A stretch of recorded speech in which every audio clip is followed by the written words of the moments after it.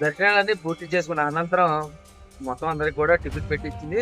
ఇప్పుడైతే శ్రీకుర్మం అయితే తీసుకెళ్ళడం అయితే జరుగుతుంది. శ్రీకుర్మం టెంపుల్ కూడా చాలా అద్భుతంగా ఉంటుందండి. అక్కడికి వెళ్ళిన తర్వాత మొత్తం అందరికి కూడా దర్శనాలు ఎంత సేపు పెట్టింది మొత్తం కూడా చూపించడం అయితే జరుగుతుంది. ఆ టెంపుల్ గుడి ఎలా ఫోన్ ఎలా ఉంటుంది కాబట్టి మొత్తం కూడా చూపిస్తారు. ఇప్పుడైతే మనం శ్రీకుర్మం టెంపుల్కి అయితే దర్శనానికి అయితే వెళ్ళడం అయితే జరుగుతుంది. మనకైతే బస్సు కొంచెం లోపలికి అయితే రావట్లేదండి. మన సెంటర్లో ఉన్నాం అన్నమాట. ఆ టెంపుల్ దగ్గరికి వెళ్ళడానికి ఒక 1/2 కిలోమీటర్ లోపు అయితే ఉంటుంది. కంపల్సరీ ఈ డిస్టెన్స్ మాత్రం అయితే నడవాలి. మోకాళ్ళ నొప్పులు ఉన్న వాళ్ళు మాత్రం అయితే ఆటో ఎక్కించి పంపించేయడం అయితే జరిగింది. మనం అయితే శ్రీకుర్మం టెంపుల్ బయట అయితే ఉన్నామండి. ఇలాగా మనం లోపలికి వెళ్ళేటప్పుడు ఆచి ఉంటుంది అనమాట. ఒకసారి అయితే మనం అయితే చూడొచ్చు. చాలా అద్భుతంగా ఉంటుంది. లోపల ప్రతిదీ కూడా మీకైతే క్లియర్గా అయితే చూపించడం అయితే జరుగుతుంది.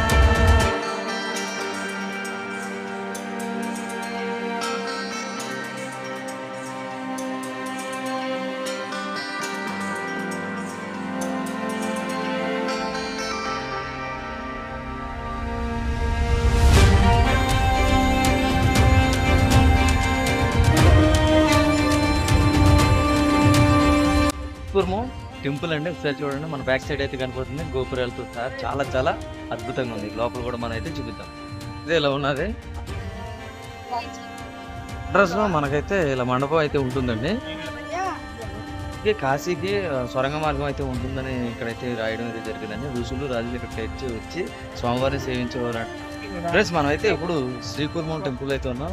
చాలా అద్భుతంగా దర్శనాలు ఒక 10 నిమిషాలు అయితే అయిపోయినాయి. మొత్తం 70 మంది కూడా దర్శనాలు పూర్తిగా అయితే అయినాయండి. అదేవిధంగా ఈ టెంపుల్లో మనకి సెల్ఫ్లో అయితే తీసుకెళ్ళవచ్చు అనమాట. అది ప్రతి ఒక్కరు కూడా గమనించవచ్చు.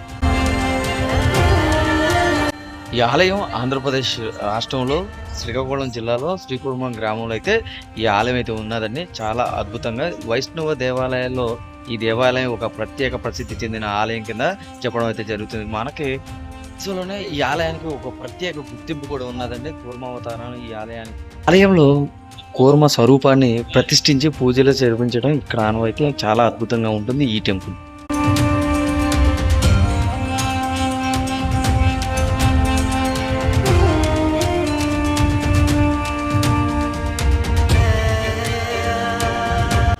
చూస్తున్నది ఈ ఆలయం గర్భాలయానికి ఎదురుగా ఉన్న శాత పుష్కరిణి.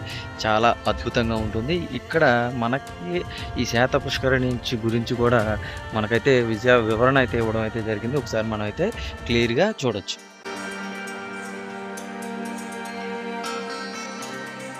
దానికి రామానుజాచార్యులు గారు సందర్శించి విష్ణు పూజా విధానాన్ని కూడా తెలియపరచడం అయితే జరిగింది. ఈ క్షేత్రం శ్రీకుర్మంగా వైష్ణవ క్షేత్రాల ఒకటిగా విరాజిల్లుతూ ఉంటుంది. 2 ధ్వజస్తంభాలు ఉంటాయి.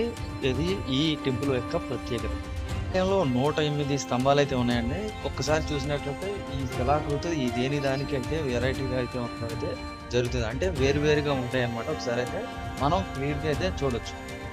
దానికి 2 ధ్వజస్తంభాలు అయితే ఉన్నాయండి. ఒకటి ఇక్కడ చూసారు కదండి. రెండోది అయితే బ్యాక్ కెమెరాలో చూపించడం అయితే జరుగుతుంది.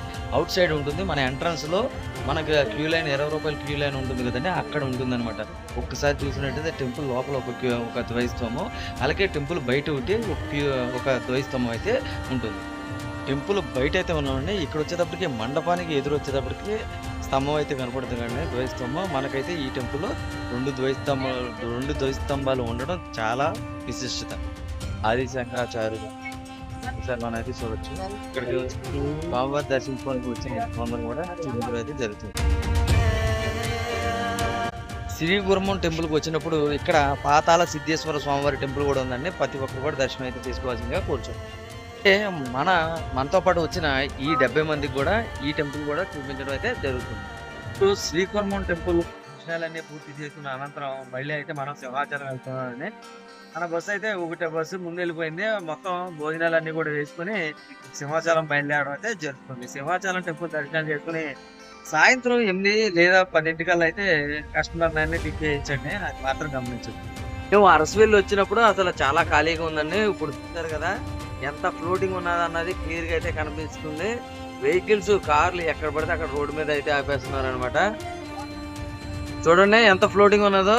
అరసవెల్లి మన అయితే 2 టెంపుల్ కూడా పూర్తి చేసుకోవడం అయితే జరిగింది. ఇక్కడితో ఈ వీడియో అయితే ఎండ్ చేసి మళ్ళీ సింహాచలం వీడియో అయితే పెట్టడం అయితే జరుగుతుంది. కాబట్టి ప్రతి ఒక్కరు కూడా పూర్తిగా చూసి ఒక లైక్ చేసి కామెంట్ చేయండి. సబ్స్క్రైబ్ అయితే మర్చిపోవద్దండి ప్లీజ్. ప్రతి ఒక్కరు కూడా మన ఛానల్ అయితే సబ్స్క్రైబ్ చేసి అలాగే తీర్థయాత్రలకి తక్కువ బడ్జెట్లో తీసుకెళ్లాలంటే ఎంజీ రాజు ఛానల్ని సంప్రదించాల్సిందిగా కోరి ప్రార్థించడం జరుగుతుంది. అదేవిధంగా మన ఇన్స్టాను కూడా ఫాలో కండి.